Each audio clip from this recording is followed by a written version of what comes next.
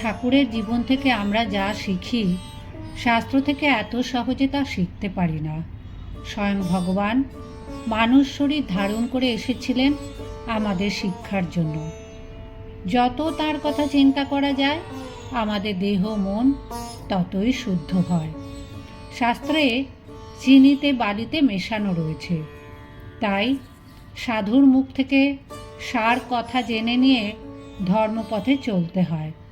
ঠাকুর এইটি প্রায়ই বলতেন। সংসারে দুটো দিক রয়েছে, বহির্জগৎ, অন্তর্জগৎ।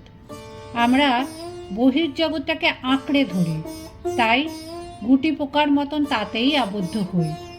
জগতের সার বস্তু ভগবান, আমরা তার দিকে মন দেই না।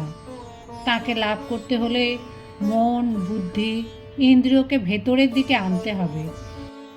তার একটা বড় দৃষ্টান্ত ঠাকুরের জীবন। যারাই তার সংস্পর্শে এসেছেন তাদের জীবনে পরিবর্তন ঘটেছে। মনটিকে অন্তর্মুখ করা ধর্মলাভের একটি প্রকৃষ্ট উপায়। ঠাকুর এই গানটি গাইতেন, আপনাতে আপনি থেকো মন, যেও নাকো কারো ঘরে, যা চাবি তা বসে পাবি, খোঁজো নিজ অন্তঃপুরে। আমাদের সত্তা তাঁরই সত্তা, আমরা তার মধ্যে রয়েছি, অথচ অজ্ঞানের জন্য, মায়ার জন্য এটি উপলব্ধি করতে পারছি না।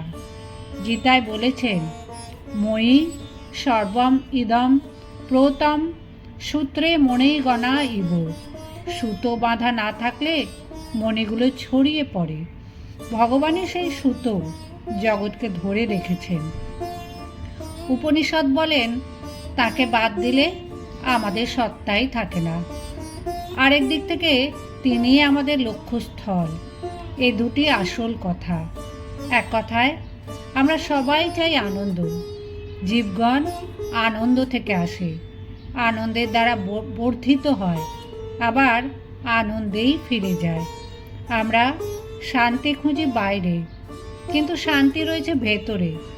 আনন্দের আশায় আমরা ছুটছি বাইরে, অথচ বাইরে সে জিনিস পাওয়ার নয়। ভগবান জন্মরহিত, চির অক্ষয়। তাকে জানলে আমরাও অমৃতত্ব লাভ করব। আসল সুখ শান্তি জমিন, জরু, রুপিয়ায়, ইন্দ্রিয়ভোগ্য বিষয়ে পাওয়া যায় না। শুধু শাস্ত্র পড়ে এটি আমরা ধরতে পারি না। তাই তো মহাজনেরা আসেন আমাদের পথ দেখাতে।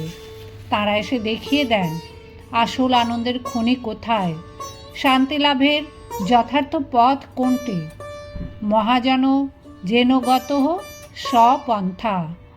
মহাজন যে পথে চলে গেছেন সেইটি শান্তি লাভের পথ। তারা বারবার এসে বলেছেন এবং তাদের সাধনা ও জীবন দ্বারা দেখিয়েছেন যে বাইরের শান্তি ও আনন্দ নেই, রয়েছে ভেতরে। যে স্বর্গরাজ্য আমাদের চাই তা কোথায়? আমাদের ভেতরে। গীতায় বলেছেন, ঈশ্বর সকলের হৃদয়ে রয়েছেন, কিন্তু আমাদের মন, বুদ্ধি, ইন্দ্রিয় বিষয়ের দিকে ছুটছে। বারবার যাতায়াত করে যখন আমরা দেখি যে সংসার পথে শেষ নেই এবং বিষয়ের মধ্যে শান্তি লাভ অসম্ভব, তখনই আমরা ভেতরে ঢোকার রাস্তা খুঁজতে আরম্ভ করি। তারপর তার কৃপায় ভেতরে আনন্দ ও শক্তির খনি দেখতে পাই। কথামৃতে একটা গানের কথা বলেছেন, তাতে আছে, রাবণের মৃত্যুবাণ নিয়ে হনুমান পালাচ্ছেন। মন্দোদরী তাকে বনের বানর ভেবে দু একটা ফল দেখিয়ে ভোলাতে চাইলেন।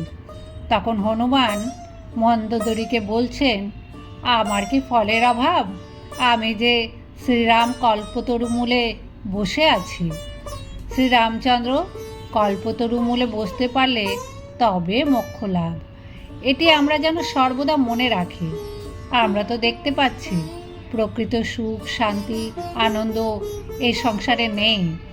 ঠাকুর বলতেন, সংসার আমড়ার মতন, খালি আঁটি আর চামড়া, খেলে হয় অম্লশূল। মানুষ এইটি শেখে সংসারে বারবার এসে আঘাত পেয়ে পেয়ে। সংসারের মধ্যে থেকেও কিভাবে শান্তির পথে চলতে হবে সেটি আগে জেনে নিতে হয়। যিশুর প্রসিদ্ধ উপদেশ, প্রশ্ন করো তবে জানতে পারবে, খোঁজো তবে পাবে। ধাক্কা দাও, তবে দরজা খুলবে। প্রথমে জিজ্ঞাসু হয়ে খোঁজো, খাটতে হবে, না খাটলে পাবে না। পথ জেনে নিয়ে খোঁজো, তবে তো তাকে পাবে।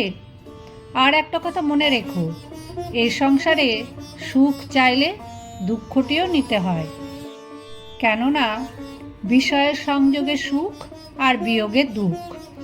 দুঃখ কষ্ট আমাদের জীবন গঠন করে আসল জিনিস ফুটিয়ে তোলে। ঠাকুরের যে কোনো একটা উপদেশ নিষ্ঠা ভরে পালন করে চললেও আমরা তার দিকেই এগিয়ে পড়ব এবং শান্তি পাব।